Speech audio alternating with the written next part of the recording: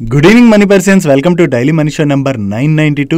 ఈ రోజు daily money షోలోని మన ఫైనాన్స్ మినిస్టర్ నిర్మలా సీతారామన్ గారు ఈ రోజు పార్లమెంట్ లో బడ్జెట్ ప్రవేశపెట్టారు కదా. సో ఈ బడ్జెట్ లోని మీరు తెలుసుకోవాల్సినటువంటి కీ హైలైట్స్ గురించి ఈ రోజు వీడియోలో డిస్కస్ చేసుకుందాం. అండ్ ఈ బడ్జెట్ లో వచ్చినటువంటి ఈ అనౌన్స్మెంట్స్ ద్వారా ఎటువంటి కంపెనీస్ లాభపడబోతున్నాయి అన్న దాని గురించి కూడా మనం ఈ రోజు వీడియోలో డీటెయిల్ గా మాట్లాడుకుందాం. వీటితో పాటు మార్కెట్ లో మరికొన్ని ఇంపార్టెంట్ అప్డేట్స్ కూడా ఉన్నాయి. వాటన్నిటిని కూడా వన్ బై వన్ క్విక్ గా డిస్కస్ చేసేద్దాం. ముందుగా మార్కెట్ అప్డేట్ చూసినట్లయితే ఈ రోజు సెషన్ లో మార్కెట్ లో అయితే చాలా వాలటిలిటీ కనపడింది. నేను ఆల్రెడీ డైలీ మనీ షోలో డిస్కస్ చేసుకున్నాం కదా. అంటే ఈ బడ్జెట్ సెషన్ లో వచ్చేటువంటి అనౌన్స్మెంట్స్ తోని మార్కెట్ లో వాలటిలిటీ కనపడేటువంటి అవకాశం ఉన్నది. కాబట్టి ఇన్వెస్టర్స్ బడ్జెట్ డే రోజు మార్కెట్ తో కొంచెం జాగ్రత్తగా ఉండాలని మాట్లాడుకున్నాం కదా. ఈ రోజు సెషన్ లో అయితే వాలటిలిటీ కనపడింది. చివరికి ఈ రోజు సెషన్ లో సెన్సెక్స్ 5 పాయింట్స్ పెరిగి 77,505 పాయింట్స్ కి క్లోజ్ అయినట్లయితే నిఫ్టీ 26 పాయింట్స్ కరెక్ట్ అయ్యి 23,482 పాయింట్స్ కి క్లోజ్ అయింది. అండ్ ఈ రోజు సెషన్ లో మిడ్ క్యాప్ ఇండెక్స్ 0.4% కరెక్ట్ అయినట్లయితే స్మాల్ క్యాప్ ఇండెక్స్ 0.5% పెరిగింది. And bank Nifty almost flat గా క్లోజ్ అయింది.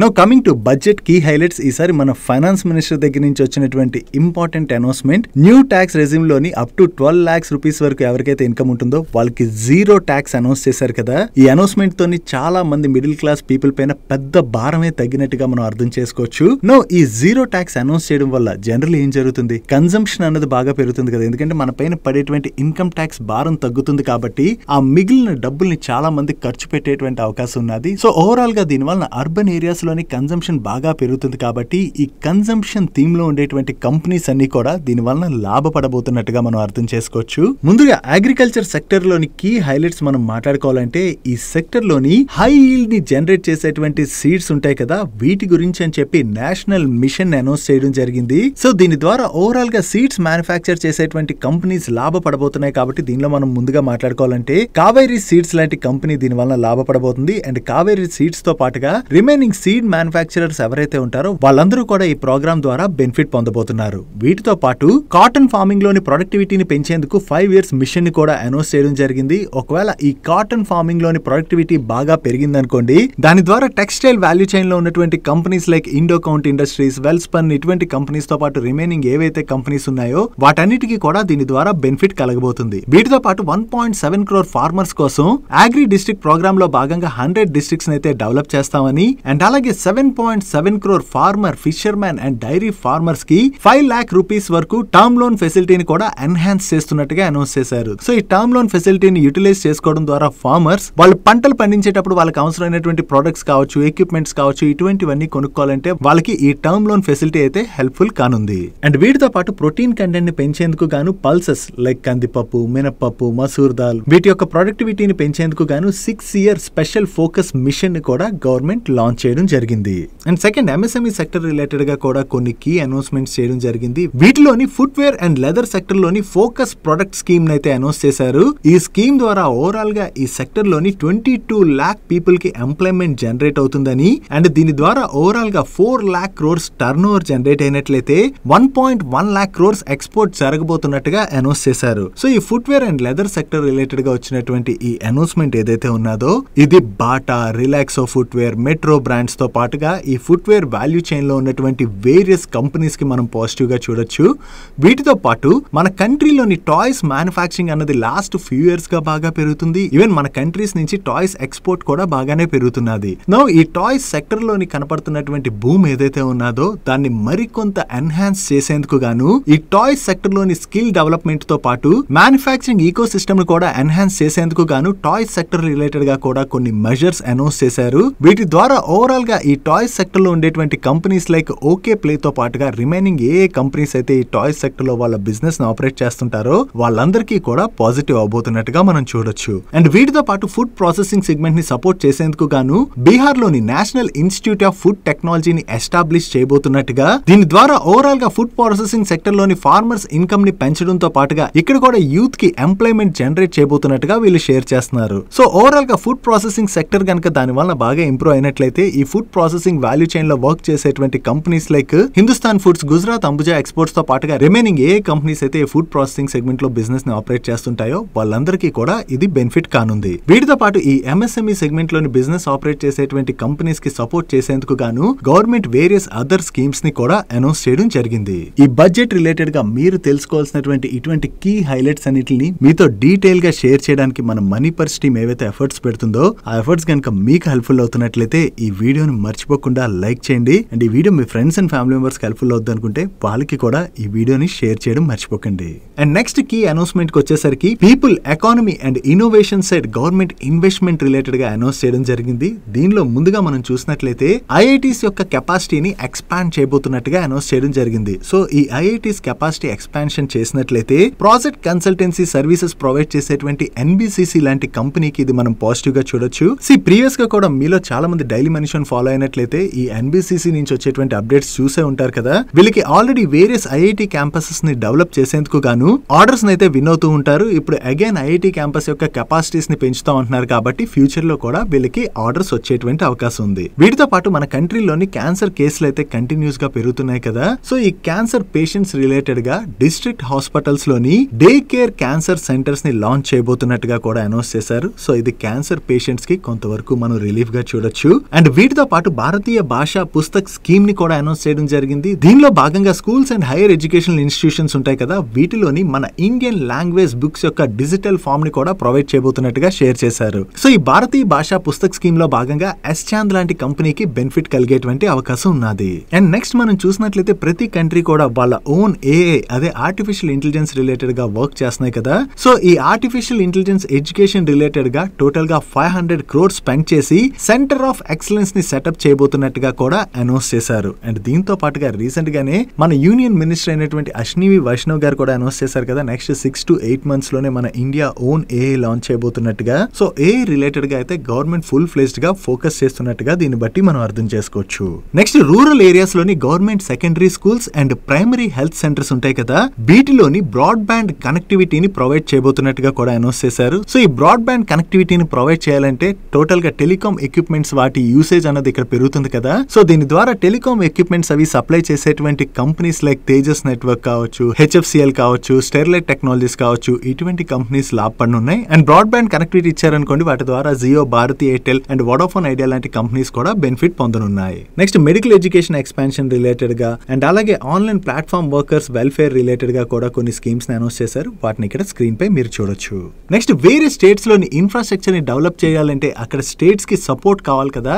ఈ స్టేట్స్ కి సపోర్ట్ చేయడంలో భాగంగా 1.5 lakh crore అవుట్లైన్ అనౌన్స్ చేశారు. దీనిలో భాగంగా స్టేట్స్ కి 50 years పాటు ఇంట్రెస్ట్ ఫ్రీ లోన్స్ అయితే ఇష్యూ చేయబోతున్నట్టుగా అనౌన్స్ చేయడం జరిగింది. సో ఓవరాల్ గా దీని వలన వేరే స్టేట్స్ లోని ఇన్ఫ్రాస్ట్రక్చర్ బాగా డెవలప్ అవుతుంది కదా. సో ఈ ఇన్ఫ్రా థీమ్ లో వర్క్ చేసేటువంటి కంపెనీస్ అయితే దీని వలన లాభపడనున్నాయి. వీటితో పాటుగా మరొక ఇంపార్టెంట్ థింగ్ మనం మాట్లాడుకోవాలంటే government of India Jal Jeevan mission ఉన్నది కదా, దీనిలో భాగంగా ప్రతి ఇంటికి కూడా ట్యాప్ కనెక్షన్ అయితే ఉండాలని చెప్పి గవర్నమెంట్ ఈ జల్ జీవన్ మిషన్ అనౌన్స్ చేయడం జరిగింది. ఈ జల్ జీవన్ మిషన్ అవుట్లైన్ పెంచుతూ ఈ మిషన్ ని 2028 వరకు ఎక్స్టెండ్ చేయబోతున్నట్టుగా కూడా అనౌన్స్ చేశారు. సో 2028 వరకు ఈ జల్ జీవన్ మిషన్ ఎక్స్టెండ్ చేస్తున్నారంటే ఈ జల్ జీవన్ మిషన్ లోని సర్వీసెస్ ఆఫర్ చేసేటువంటి వేరియస్ కంపెనీస్ లైక్ వాటెక్ వాబాక్, జష్ ఇంజనీరింగ్, శక్తి పంప్స్, జైన్ ఇరిగేషన్ ఇటువంటి అన్ని కంపెనీస్ కూడా దీని ద్వారా లాభపడనున్నాయి. అండ్ వీటితో పాటుగా పవర్ సెక్టర్ రిలేటెడ్ గా కూడా కొన్ని రిఫార్మ్స్ ని అనౌన్స్ చేశారు. దీనిలో భాగంగా intra state transmission distribution reforms కి incentivise చేయబోతున్నట్టుగా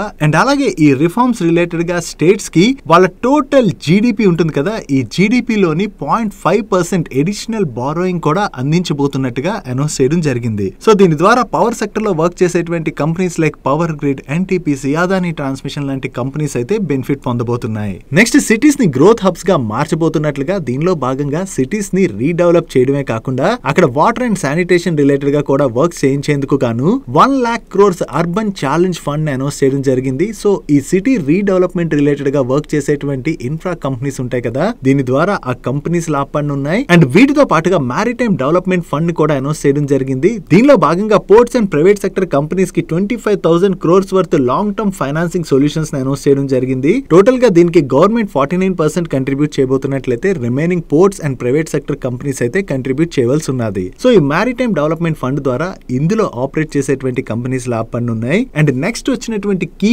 announcement nuclear energy mission related గా వచ్చింది. ఈ న్యూక్లియర్ ఎనర్జీ మిషన్ లో భాగంగా ప్రైవేట్ సెక్టర్ తోని పార్ట్నర్షిప్ లో భాగంగా ఈ న్యూక్లియర్ ఎనర్జీ మిషన్ అయితే ముందుకు తీసుకెళ్తామని చెప్పి మన ఫైనాన్స్ మినిస్టర్ అనౌన్స్ చేశారు. సో ఈ న్యూక్లియర్ ఎనర్జీ మిషన్ రిలేటెడ్ గా ఫుల్ ఫ్లెజ్డ్ గా ఫోకస్ చేసినట్లయితే దీని ద్వారా ఈ సెక్టర్ లోని బిజినెస్ ఆపరేట్ చేసేటువంటి HCC, Walchandnagar industries, Kirloskar brothers, L and T లాంటి కంపెనీస్ అయితే బెనిఫిట్ పొందనున్నాయి. ఉండనున్నాయి. నెక్స్ట్ బీహార్ లోని గ్రీన్ ఫీల్డ్ ఎయిర్పోర్ట్స్ ను కూడా అనౌన్స్ చేయడం జరిగింది. ఈ గ్రీన్ ఫీల్డ్ ఎయిర్పోర్ట్ అనౌన్స్మెంట్ ద్వారా జిఎంఆర్ ఎయిర్పోర్ట్స్, అదాని ఎయిర్పోర్ట్ లాంటి కంపెనీస్ కి అయితే ఇది మనం పాజిటివ్ గా చూడొచ్చు. అండ్ అలాగే మన కంట్రీలోని వేరియస్ స్టేట్స్ లో ఉన్నటువంటి 50 టూరిస్ట్ డెస్టినేషన్ సైట్స్ ని కూడా డెవలప్ చేస్తామని చెప్పి అనౌన్స్ చేశారు. దీని ద్వారా ఓవరాల్ గా టూరిజం సెక్టర్ లోని బిజినెస్ ను ఆపరేట్ చేసేటువంటి కంపెనీస్ లైక్ ఎయిర్లైన్ కంపెనీస్ కావచ్చు, అండ్ అలాగే ఐఆర్సిటిసి కావచ్చు, అండ్ హోటల్స్, అండ్ అలాగే ఆన్లైన్ ట్రావెలింగ్ సర్వీసెస్ ఆఫర్ చేసేటువంటి కంపెనీస్, వీటన్నిటికీ కూడా మంచి బిజినెస్ జనరేట్ అయ్యేటువంటి అవకాశం ఉన్నది. కాబట్టి ఈ కంపెనీస్ అన్నిటి రిలేటెడ్ గా ఇది పాజిటివ్ కానుంది.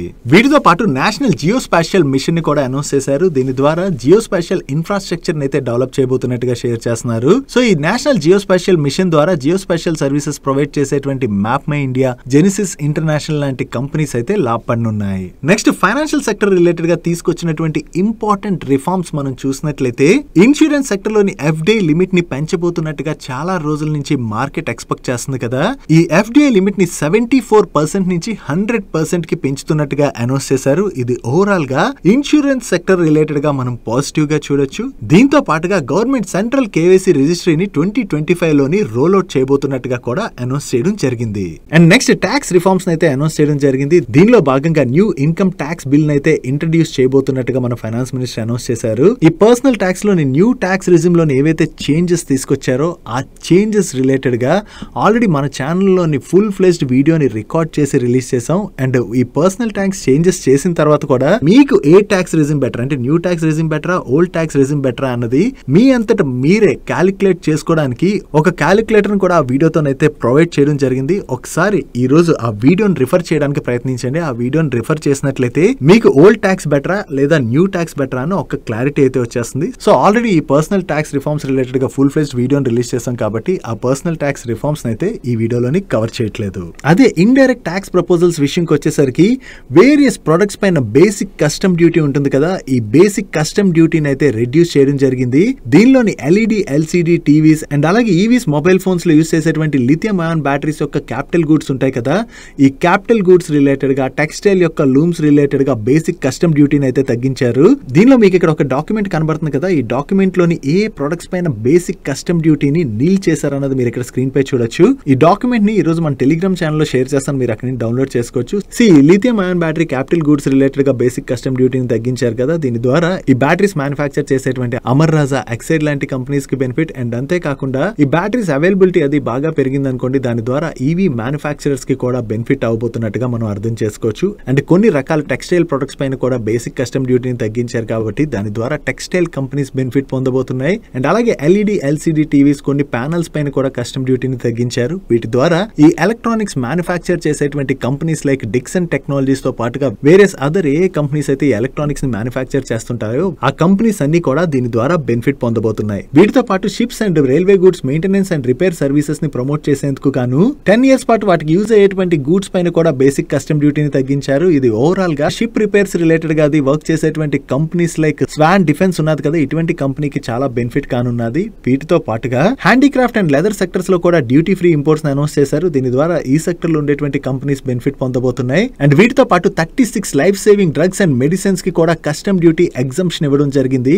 దీని ద్వారా ఈ డ్రగ్స్ అండ్ మెడిసిన్స్ మ్యానుఫ్యాక్చర్ చేసేటువంటి కంపెనీస్ లైక్ సిప్లా, సన్ ఫార్మాతో పాటుగా వేరియస్ అదర్ ఫార్మా కంపెనీస్ ఉంటాయి కదా, అవన్నీ కూడా బెనిఫిట్ పొందబోతున్నాయి. అండ్ అంతేకాకుండా 37 medicines and 30 new patient assisted programmes కి కూడా ఈ ఎగ్జంప్షన్ లిస్ట్ లోని చేర్చడం జరిగింది. ఓవరాల్ గా ఈ అనౌన్స్మెంట్ ద్వారా ఫార్మా సెక్టర్ లో ఉండేటువంటి కంపెనీస్ అయితే బెనిఫిట్ పొందబోతున్నాయి. అండ్ ఇంకా ఈ డాక్యుమెంట్ లో ఇంకొంచెం కిందకు వచ్చారనుకోండి, మీకు ప్రెసెంట్ గవర్నమెంట్ కి మనీ ఎక్కడి నుంచి వస్తుంది అండ్ ఆ మనీ ఎక్కడ స్పెండ్ చేస్తున్నారు అన్నది అయితే క్లియర్ గా మీరు ఇక్కడ చూడొచ్చు. వీటితో పాటు ఓవరాల్ గా ఏ సెక్టర్స్ లోని గవర్నమెంట్ ఎంత ఎక్స్పెండిచర్ చేయబోతుంది అన్నది కూడా మీరు ఇక్కడ స్క్రీన్ పై చూడొచ్చు. దీనిలో అన్నిటికన్నా డిఫెన్స్ సెక్టర్ లోని ఎక్కువగా ఎక్స్పెండిచర్ అయితే చేయబోతుంది. కాకపోతే డిఫెన్స్ సెక్టర్ లోని ఇంకా మంచి అనౌన్స్మెంట్స్ రావచ్చు అని చెప్పి మార్కెట్ ఎక్స్పెక్ట్ చేసిన దానికన్నా కూడా కొంత తక్కువ అనౌన్స్మెంట్స్ రావడం జరిగింది. వీటితో పాటుగా రైల్వే సెక్టర్ రిలేటెడ్ గా కూడా కొన్ని మంచి అనౌన్స్మెంట్స్ రావచ్చు అని చెప్పి చాలా రోజుల నుంచి మార్కెట్ ఎక్స్పెక్ట్ చేస్తుంది. బట్ ఫైనాన్స్ మినిస్టర్ స్పీచ్ లో అయితే రైల్వే సెక్టర్ రిలేటెడ్ గా స్పెషల్ అనౌన్స్మెంట్స్ ఏవి కూడా రాలేదు. అండ్ రిమైనింగ్ ఏ సెక్టర్స్ లోని గవర్నమెంట్ ఎంత స్పెండ్ చేయబోతుంది అన్నది మీరు ఇక్కడ చూడొచ్చు.